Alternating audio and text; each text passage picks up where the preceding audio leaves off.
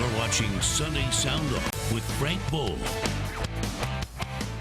Well, good evening to you. I am pitch hitting for Frank Boal. My name is D. Jackson. Welcome to Sunday Sound Off, where you get to be a part of the conversation on everything sports. Tweet us your questions and comments using the hashtag Sunday Sound Off. No Frank Boal tonight, no Soren Petro. So what does that mean?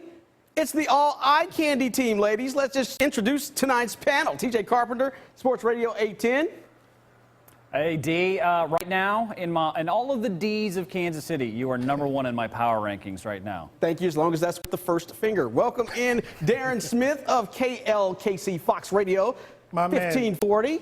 My man, D. Jackson, look, you go from power with Ghost, Tommy, Tosh, and Angela, and you end the night with the Honorable Darren Smith. Well, who could ask for anything better? Exactly, and the man who asked the toughest questions in all of radio is Cody Tapp of Sports Radio 810. Frank, you're looking great.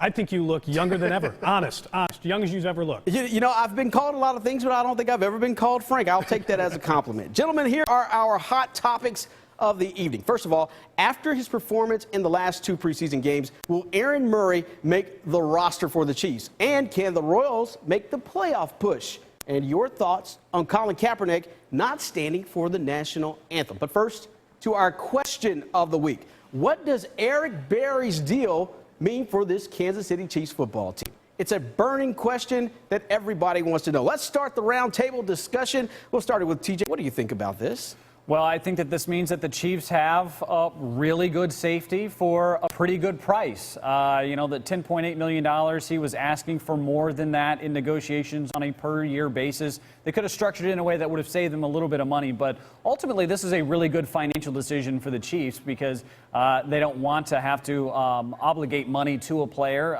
unnecessarily.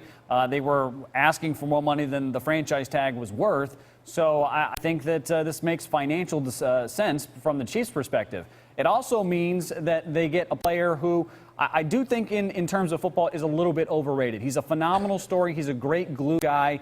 He's a great guy in the locker room, a leader of men. So you get all those intangibles, but he's much more of a run stopper than he is a cover safety. And I would say, you know, in the grand scheme of things, seeing how much of a problem the #2 corner position has been so far in preseason, it will be an issue in the regular season as well. I think that a lot of people are starting to realize, well, maybe the Chiefs should have franchise tagged Sean Smith instead of Eric Berry.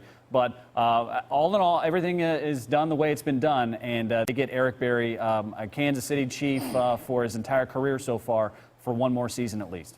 And you brought up a lot of good points, especially he's a great story and so much has been made about him. Darren, what do you think about this as far as what he brings off the field to Kansas City? Well, off the field, he brings a lot of good PR for the team. However, as you said in the beginning, what's it mean for the team? I actually think this is going to be the last year for a lot of the players on the team. I don't think after this season you're going to see Derek Johnson, Eric Berry, Justin Houston, or Tom Bahali, as well as Jamal Charles. I think we in Kansas City probably need to enjoy what you see on the field this year.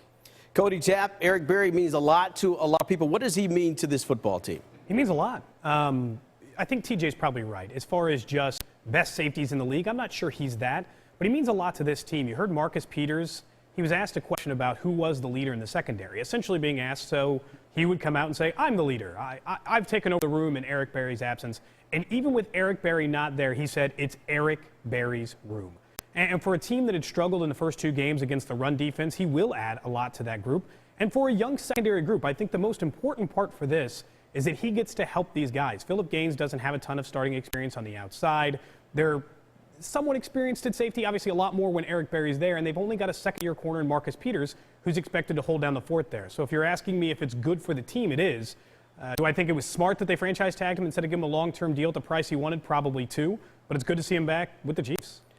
What do you think that he's thinking right now? I mean, I'm sure he wanted a long-term deal, but when you settle for something like this, is it something that he's just going to say, hey, I'm just going to sign and be happy with it, or what do you think his thoughts are? I think Berry is certainly the guy that will accept his role in this team. Everyone wants a long-term deal. I don't think there's any question that Eric Berry wants a long-term deal, and by sitting out, he proved that.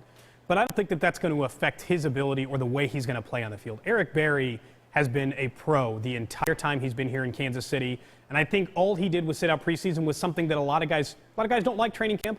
A lot of guys don't like preseason. This was his opportunity to sit it out because he was unhappy with the contract thing. But as far as this year, I don't think it makes a difference. Well, the countdown's continuing to when we see him at full game speed. Of course, he won't play this week, but probably will be back for the season opener. Hey, coming up next, our hot topics. We're talking all about the stuff you want to hear because you're watching Sunday Sound Off.